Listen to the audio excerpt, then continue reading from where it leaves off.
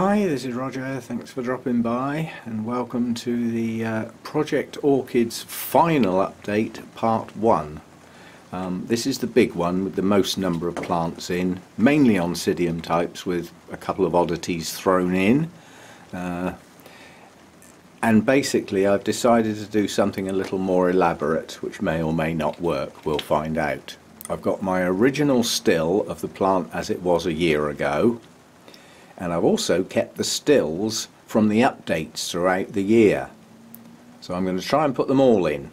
So we'll start off with a chat about what plant was like at the beginning of the updates, which will be a year ago, and then a quick look at the progress via the stills with very few words, otherwise the video will just be too long, and then a video clip of how the plant is now and how I think it's progressed, or not in some cases, as the years gone by. So let's get going with part 1. So this is the first plant. This was the Oncidium sotoanum, bought in October last year from Speciotic Plants. At the time of filming it had just been repotted and set back in the pot to give the emerging new growths room to move. The blooms were just going over at the time, so it was finishing its blooming and the new growths are showing at the front of the plant. It was looking good. It had a reasonable root system but no active new ones. In the first update the roots were really getting going, starting to take over the top of the pot, and plant was looking good. Bloom spikes had been removed and I was happy with its progress at that point. So that was in February of this year. And then moving on to the update in May, plant still looking good. New growths were really pushing on now. Roots had pushed down into the pot and the pot had been topped up a little to give some cover for those roots so that they were in something rather than just being sitting on the top of the pot. So at this point we were progressing quite well. And now when we look at this update in September, we can see this plant is starting to go downhill. Now that's earlier than I remember, but nonetheless it was going downhill, but it was pushing out spikes left, right and centre. It was really going mad on the spikes at this point in time. And as it is now... Okay, so the sotoanum now looks a bit sorry for itself. I've got a major decision to make on this now. The plant is totally weakened. The pseudobulbs are badly desiccated right throughout the plant. I do have a single new growth growing.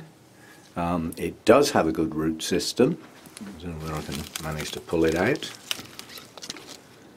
So we do have a good root system. It hasn't been in the pot long enough to worry about repotting it, but the decision I've got to make is based on the oldest part of the plant.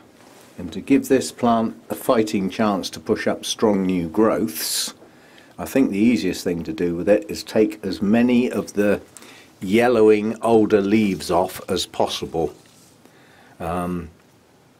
Just literally to give it less support. The leaves around this side don't look quite so bad, so we do have some green leaves that are in a reasonable state and haven't desiccated too much. So I think the future of this plant involves some leaf surgery, we'll call it, and then we'll see where we go from there. I think this thing bloomed its head off basically. I mean, one of the pseudobulbs had 6 spikes on it. That's a lot for the plant to support, and it wasn't aided and abetted much by me because it had dry periods during that mass blooming. So fundamentally this is my fault this plant has gone down. I didn't notice it going down because the plant was behind the scenes. You know, with the mass blooming you tend to look at the blooms and it's almost easy to just forget what's going on with the plant, which is what's happened with this. So the plant is badly weakened. I can cut down what it's got to support by taking a lot of the older leaves off. They're going to fall eventually anyway, and then just leave the best set of leaves and give it a chance to push out some new growths, and then we'll see what happens from there. So there we go, it's had a haircut. I thought if I put this to one side and leave it, then it'll just get left, so I thought I'll do it now as I'm talking about it anyway. So I've taken off most of the older leaves and left some of the better leaves. They're not all perfect. I mean, this one's kinked, but it is green. So we'll see what it does from now. I mean, the next thing it should be doing is pushing up more new growths, and then that's all it's got to support, with a few reasonable leaves behind it and a good root system. So we'll see what happens next. Now, the Miltonia Sunset had a right checkered history. It was bought at Malvern in 2016, so summer 2016. But when we repotted it, we discovered it was full of fusarium, so it was decided to be kept as a project plant, having taken off all the back bulbs and kept 3 leads with 2 back bulbs and a new growth on each, and put in a tiny little pot and treated to see if we could keep this going and actually get it to grow properly and clean.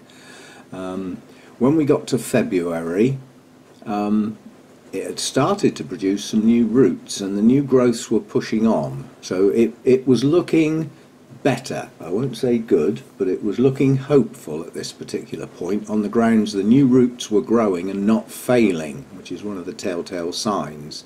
So coming on. And then when we get to May, we can see the new growths really have pushed on, you know, out to the left, etc. And we now had a reasonable root system being established and more growing all the time.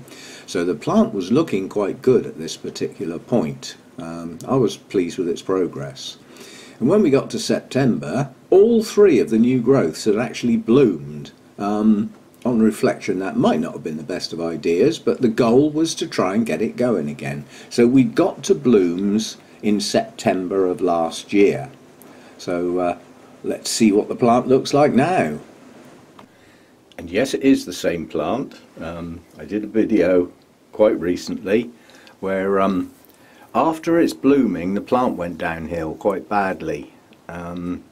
So I decided to take it out of its pot, because when you've had a plant that had a lot of fusarium in it and you've treated it and it appears to be growing well, it's always the problem that the fusarium could get going again. So I put it on the list to throw away. My daughter saved its bacon on the grounds it was a project plant and I ought to try and continue to work with it.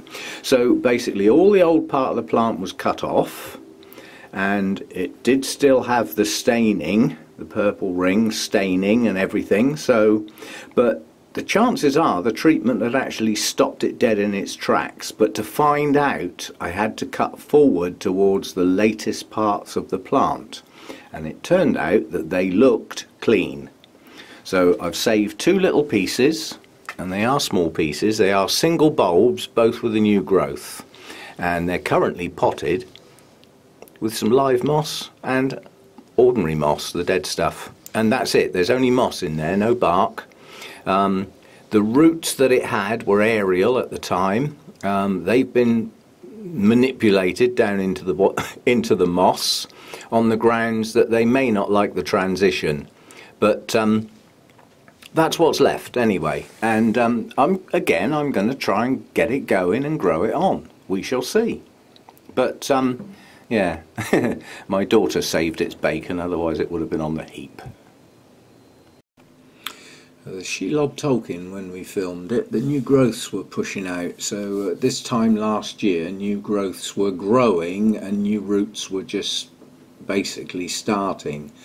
Again, this was bought in 2016, and it was quite a good plant. But I was a trifle worried at the time about some of the brown marking at the base of some of the pseudo bulbs. Although it wasn't wet, it shouldn't be there. So I was wondering what to do. But at that time, new growths were pushing on, and the plant itself was looking quite good. And when we got to February, the new growths were still pushing on. The brown marks hadn't got any worse, so I stopped worrying about them basically. But for obvious reasons, it was getting out of the pot, and it needed a repot before a lot of those new roots headed over the edge of the pot. So we repotted it, took a lot of the older plant off, And when we got to this time of year, this was May, the spikes were pushing out, so it was coming into bloom. In June it went to Malvern, and I don't think I'm going to take many plants to Malvern anymore because they always seem to go downhill. But anyway, it went to Malvern. So in September when we looked at it, it wasn't looking so happy with itself. The blooms had finished, the spikes had been taken off, but there were no signs of any new growths at that point in time. But it, you know, it was in a decent pot, so let's see how it progressed.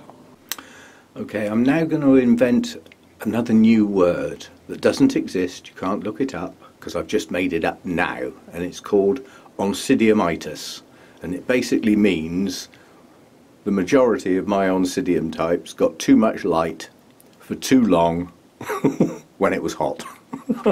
That's Oncidiumitis, and it basically means I've got pale yellow or yellowing leaves that are not the right colour.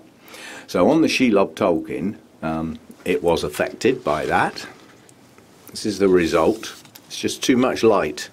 It seems to affect the older leaves more than the newer ones, but nonetheless, Oncidiumitis on that one. But what we have got now, when it was repotted, it was positioned in the pot to allow the new growths to grow, but although they have both started, the two latest leads that bloomed are now starting new growths, they're a bit high in the pot. We've got a lot of roots. I don't want to repot it. So if the worst comes to the worst, I will just top the level of the pot up and mound it up to the base of those until such time as new roots get down into the media. So I'm going to manage with that in its pot. It hasn't been in there long enough to warrant repotting, really. I don't want to disturb the roots it's currently got. So we'll let that grow. There's no reason why both of these new growths shouldn't bloom. There's certainly enough back bulbs and leaves on the plant to support those blooms once those new growths are up to full size. So we should look forward to blooms on that middle of next year, something like that. It's going to take that long. But this one will recover. This is not a problem. As I said, the yellowing leaves, sometimes they'll go green again, but if they've gone too far they won't. They just either stay yellow or they die back and fall. They've just been overcooked basically. But the newer leaves on here are okay, they're a reasonable colour, and obviously the new growths won't get hit by Oncidiumitis, and nor will anything else coming into the next growing season. I will deal with that, and literally I'm not going to put up with a single layer of shade netting. I'm going back to 2 for the height of the growing season. So that's that one. Now we get on to the Oncidium Twinkle Red Fantasy. This had just literally been purchased. It was a brand new pot, brand new plant, still in its original pot, and bought in bloom because I like the attractive blooms, and it looked like a pretty good plant. So again, this was a Speciotic Plants purchase. Can't remember whether I bought it with anything else or whether it was just this one, but I like twinkles. They grow pretty easy, and they perform well, so having another one, especially a named one, seemed like a good idea at the time. Once the blooms had finished, I decided to mount this one and see how a twinkle would do mounted. So it was mounted in January, so when I filmed it in February it had only just really been put on its mount, so it hadn't had a chance to establish itself or even start growing. That's how it was in February. Now when we get to May, the new growths had started, but it still hadn't produced much of a root system yet. It had just started the new growths. So they were starting to push out in, I must admit, quite a few places. I was well pleased with the actual number of new growths. New growths equals blooms later on. So when we got to September, the plant really was growing well, and it had established a hell of a root system. There was a right tangle all over the mount, all in between the bulbs. Really well impressed with the progress on this one. So let's see how this looks in today's world. And thanks to this filming these live sections of this video, which I'm doing all at once, and I'll slot them into their gaps in the video later. It's an absolute pleasure filming out here today. I've got light, some sunshine, it's relatively warm out here. I think this is the warmest it's been out here for several weeks. We're up to 22 degrees, comfortable, great. And the whole place is filled with the heavenly scent of Terry's chocolate orange, all thanks to this little beauty. And this, all I can say with this is this grew exceptionally well this year. Number of new growths was quite incredible. And basically it just took to being mounted. It's never grown as well as that. I mean, I haven't had it a huge amount of time, but I haven't had an Oncidium, you know, put up that many new growths. A lot of the bulbs put up 2 new growths, and given the number I had, that's made it into a large plant. I've got a horrible feeling in the future it's going to have a bald bit in the middle, because it's headed outwards in every direction, but it's leaving a section of oldest bulbs in the middle, some of which are already leafless. So one day it'll probably get taken off and split. But at the moment, I'm quite happy for that to just grow on, because if it does that again next year, I'll be over the moon. The fragrance is absolutely incredible. So we'll put that down as a good one. Right, the Miltonia Summer Glory was bought as a present on our Ridlington trip. I think it may have been in bloom at the time, I can't remember. But nonetheless, it didn't look a bad plant. It wasn't one I asked for specifically, but nonetheless, Miltonias are normally pretty easy going, so I was quite pleased. It had been repotted at the time it was selected to go into the project plants. Not much sign of new roots on that new growth, but you know, they do come later on some plants, as you can see. So by the time we got to February, we now had a good root system pushing out, although it was a bit high up. So a lot of these were aerial, they weren't getting down into the media. Basically, when we got to May, the roots had started pushing down in, and we were looking at a spike coming. I think it bloomed in August, which identified the plant emphatically. So it bloomed in August, and then we go into September. Miserable failure. The whole plant just collapsed after blooming, and quite honestly it never recovered. So you might be able to guess where that one is now, and as a consequence there is no update for today. It's gone. Now my little variegated Neo, now Vanda but not in my grow room, we decided to give it a go with the Japanese style. So an upturned open mesh basket, little one, surrounded by moss, and then the plant placed over the top with the roots, and then some more moss put over the top and tied. And it stood on a clay pot full of gravel, so there's nothing really in the clay pot for it to grow into. Didn't have a very good root system, but it had signs of new fans growing at the time.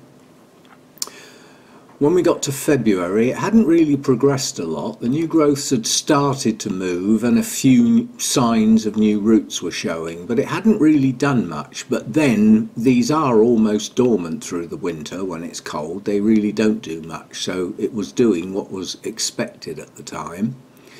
When we got to May, the new roots were really starting to show, so it was starting to push on now, and not long after this it did actually push some spikes up, and it did actually bloom in August.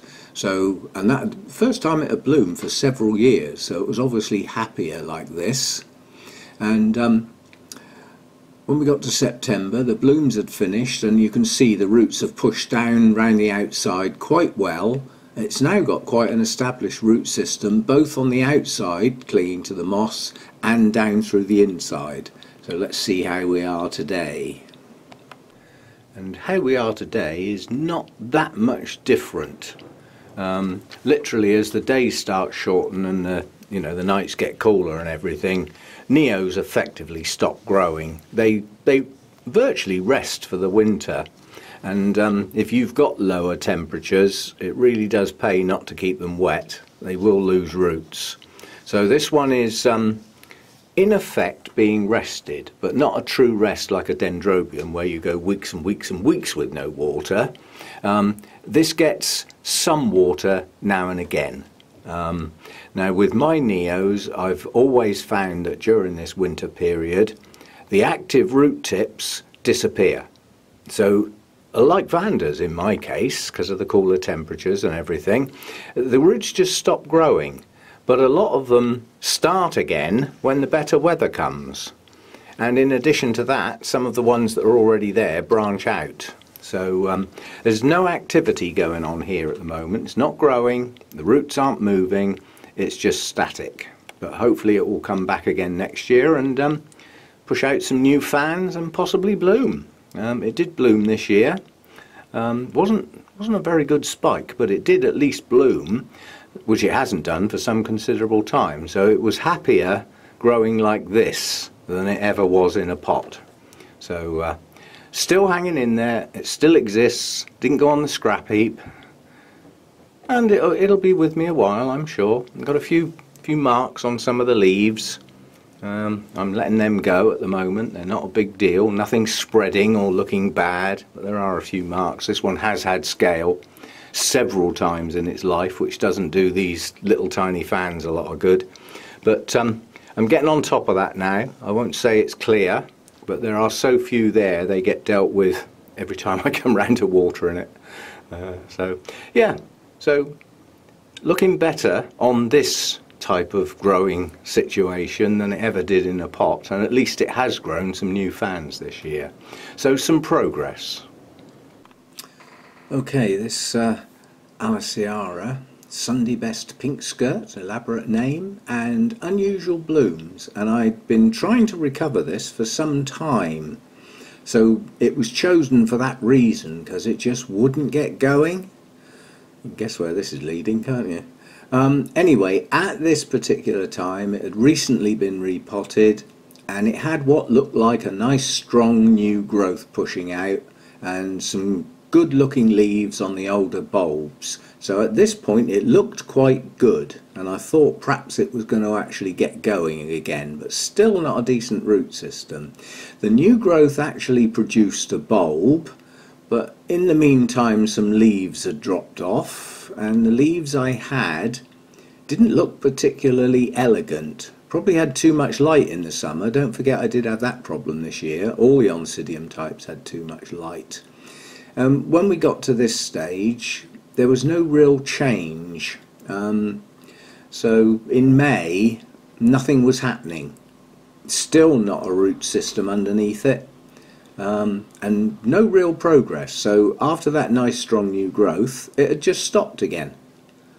And once we got to September, what we had was yellowing leaves and a new growth that was incredibly weak and incredibly poor and stripy looking. So you can guess where this one is now. Yep, it's gone. My Oncostele Catatante, one of my favourite blooms with massive spikes, was actually bought in 2014. I've had this plant a long time, so by rights it should be a lot bigger than this, shouldn't it? It keeps getting the old leafless back bulbs taken off and repotted on, you know. So at this time last year it had a nice new growth pushing on and was starting some roots. A little bit later than the previous time. The roots came earlier on the previous new growth, but nonetheless it was repotted, didn't have a good root system, it was starting a new one along with this nice strong new growth that was pushing out. So when we actually got to February, the new growth is pushing on, and you can see now that we're getting some roots in the pot. And how big's the pot for that size plant? Tiny. Yeah, it's another one of those that grew a much better root system as a consequence of the small pot. Well, that's my story and I'm sticking to it. By the time we got to May, the new growth had matured and produced a bulb, and I believe the spike was starting at this point. It actually bloomed in August, So we did get a nice spike on this. Unfortunately, it got the old aphids off the new Brassia, so the spike was short-lived this time. When we got to September, the spike had been removed. We've now got yellowing leaves, so this one suffered the same as a lot of the other Oncidium types. Too much light. It won't happen again, but it certainly happened during this year. So let's see what this one looks like. Right, so what we've got on this one is, back in September, the Oncidiumitis was pretty bad and these leaves were quite yellow. On this one, they've got a bit of colour back. I won't say they're the right colour yet, but they're still yellowing, or yellowish, but they're not as bad as they were. And this was a very small pseudobulb back in September. This has swollen up quite a bit, and this has got the best set of leaves on with the best colour. Still not quite as dark as it ought to be. That's the bulb that bloomed. And quite honestly, since then it's done nothing. It hasn't started a new growth yet. There's no sign of the new growth yet. So this one's doing nothing at the moment.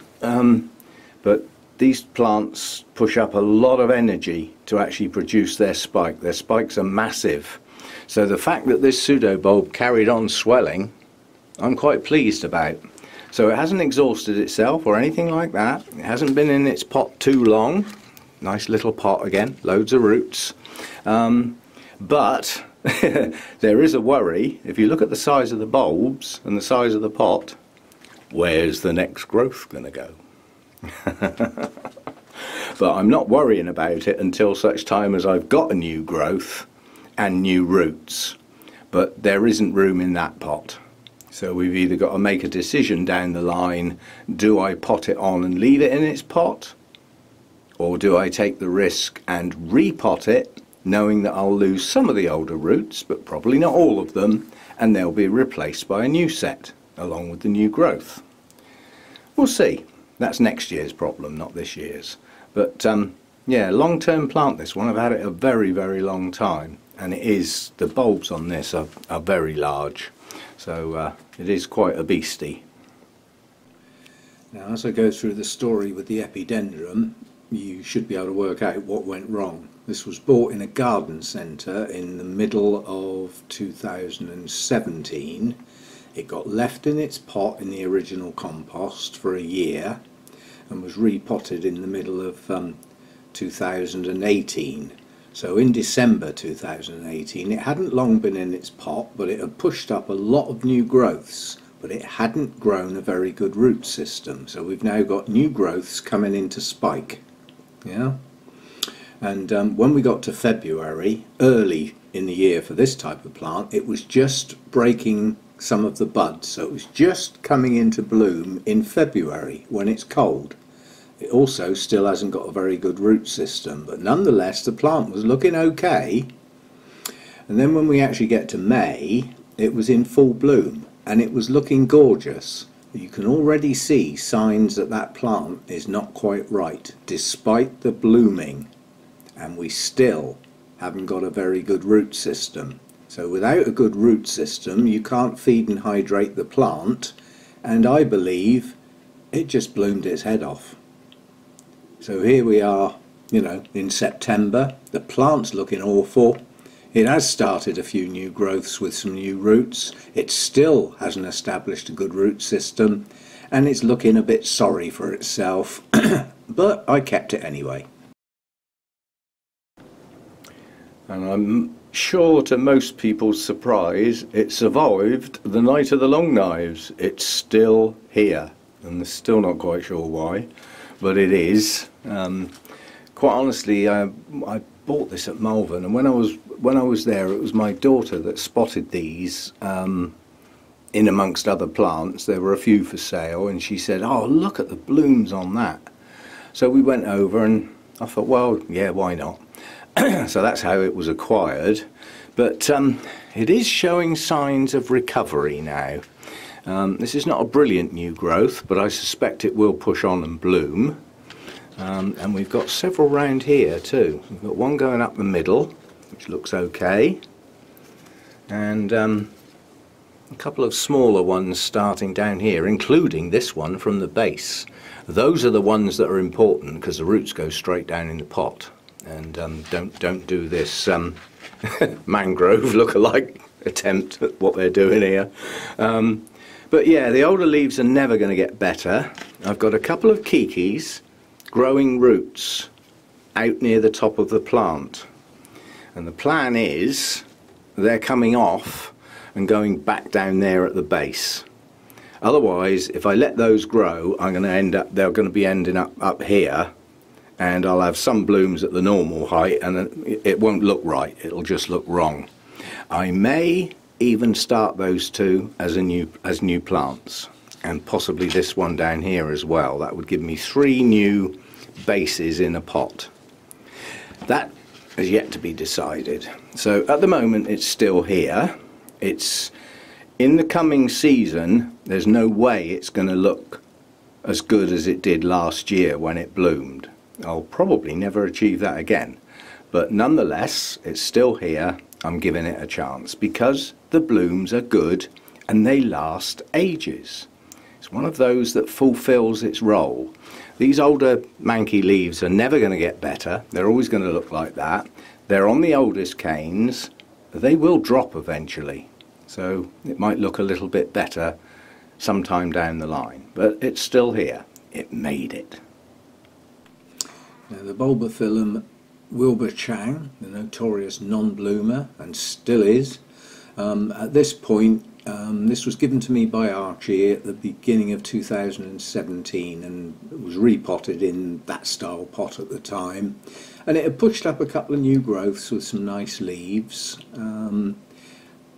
It was sort of doing okay, but it wasn't really doing much at that time, and basically by the time we got to the end of 2018, I decided to give one of these open mesh baskets a try. So lined with moss, and then small bark and moss media in the centre, held in by the circle of moss, and it sort of started to grow. It didn't look too bad.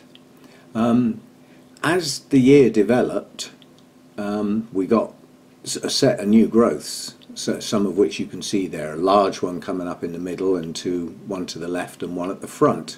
So it looked like it was enjoying its new pot. Some of the oldest leaves were starting to yellow a bit, but that's natural, so I was okay at this point. But then when we got to later in the year, we had some serious problems and some nasty looking markings on some of the leaves. The newest leaves still looked reasonable, but there were some serious problems going on here. So let's have a look and see where we are now. And where we are now is manky, badly damaged leaves have been removed. They've just all been taken off. I've left a few that have got a few marks on, like that, because I want to see what happens and see if they get any worse. So the worst have been taken off. The new growths are producing new leaves now. We've got one here, one just opening here, and this new growth here has opened a leaf, and already it's got a couple of marks on. So this one's on the danger list at the moment as to whether it stays or not. But I shall wait and see and give it a chance. I've got a feeling this was a single plant when we put it in here. It might have been 2, I don't know. Now if it was 2, then the worst of the leaves were in that area over there, which includes this new growth with the marks. Whereas over this side of the plant, so far, we're doing okay. But as a non-bloomer, it's on borrowed time. At the end of the day, this is not has no long-term future with me. It's not bloomed, and although it's a hybrid, it's a species crossed with another hybrid, which I believe is a primary cross, and that hybrid is called Smell Me Not. It's obviously a stinker when it does bloom, but if it does bloom, it is a sequential bloomer. So once you can get a flipping spike on it, you should get a few blooms on that spike, one after the other, which I'd like to see. They're very large, attractive blooms. But The plant itself, I'm still not sure about. So it's been moved from where it was to a place that's different, on my shuffling around and not bending down so much, although this one still is on a lower shelf, but doesn't get watered anywhere near as often because of the amount of moss in there. It stays wet quite a long time. So we'll see how that progresses. It's still with me. It's on the list to go to somebody else, but if I get bad markings on these new leaves, then it's not going to go to somebody else because there's something wrong with it. There's an inherent problem of some sort. But at the moment I've cleaned it up, tidied it up a bit, and we'll see what happens next.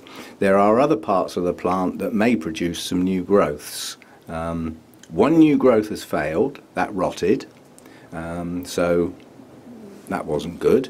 But at the moment I've got 3 new growths, and 2 of them are looking good. One is a bit iffy, so we'll see where we go with this. But yeah, it's on the list to go, but it can only go if it cleans up its act basically and starts producing decent leaves that do not deteriorate.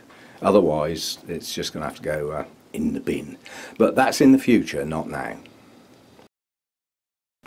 Now, as a fully paid up member of the I Kill Zygos Club, and I believe I'm now unofficial president, let's see why, shall we?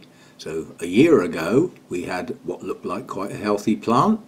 The latest growth had a nice spike with a reasonable number of buds. Quite pleased I was. But I think I've twigged what goes wrong with these, apart from the fact they just don't like being disturbed. So let's see what happened to this after blooming then.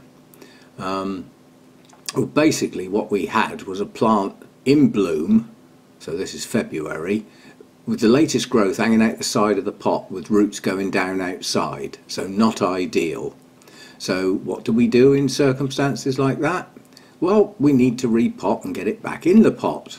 So after it had finished blooming, I repotted it and split it into 2. And what we did was we chose what looks like it was going to be the best one, although who am I to tell? So basically there's 2 plants there. The one on the left was the one we decided to keep. So by the time we got to September, we got shriveled pseudobulbs. The new growth hadn't done very well, but it had started another one which was incredibly weak. It did have some roots in the pot, as you can see, so that's where we left it in September. And effectively what we've got now is a plant on its last legs. Chatting about this with my daughter, I said, I'm just going to chuck this away, and she said, well, you ought to at least keep it as it's a project plant and film it for your final one of the year, rather than it just go missing completely. Then you can justify why you're going to throw it away. But we've got badly marked leaves, you know, these are pretty grim. And some of the marks are a little bit iffy because they seem to be forming little circles, but not really. They're just Oncidium type spotty leaves that you tend to get. I don't think there's anything more serious than that, or it could be, I don't know. But there are some roots in the pot. They don't look that brilliant. The latest new growth, as it was back in September, is incredibly weak, and the pseudobulbs are shriveled. But it has got some green on the leaves. Now the next thing that this needs to do is push up a strong new growth. If it does, it gets to stay, but it doesn't get long to do it. I've really had enough with Zygos. The other Zygo, the hybrid that wasn't a project plant, the latest growth on that's looking pretty good. So it looks like I've got one that might grow. But this one is just in a sorry state. It shouldn't be here. It should have gone in the bin with the rest of the stuff that just won't perform. Last chance, push up a strong new growth with a root system and you can stay for a bit. But I don't think it will, quite honestly. I think the next new growth, if it can even manage one, is just going to be weak.